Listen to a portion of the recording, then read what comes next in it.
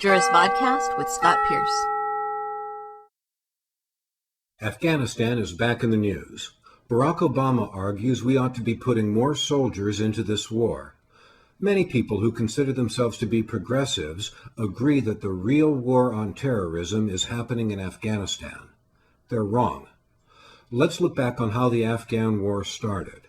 President Bush asserted that Osama bin Laden was responsible for the events of September 11, 2001. He demanded that the Taliban government in Afghanistan hand over bin Laden.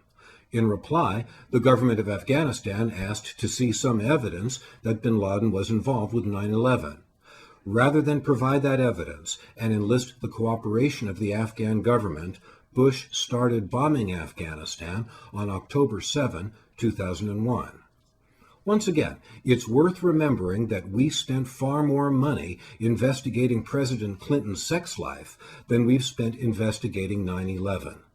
I want to see Bush, Cheney, Giuliani, and the military cross-examined under oath.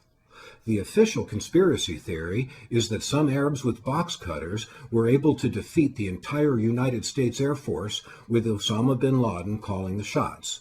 Fair enough. I would like to see some proof.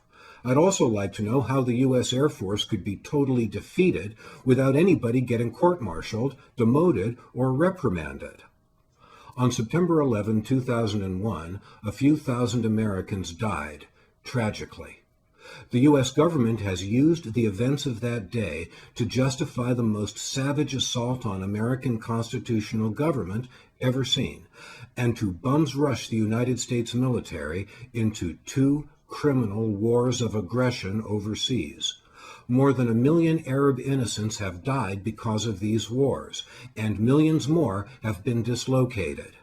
Here at home, we are losing many of the best and brightest young people from the social classes who serve in the U.S. Armed Forces.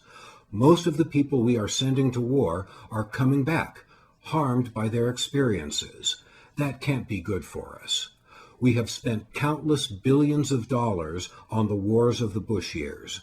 Now we hear that both McCain and Obama plan to throw even more of our national treasure into these criminal disasters. Let's be clear about one thing. Aggressive war is a supreme crime against humanity. If the two big political parties are united in their desire to continue the crimes of the Bush era, it's time to take our votes elsewhere. Juris Vodcast is a production of Nuclear Podcasting.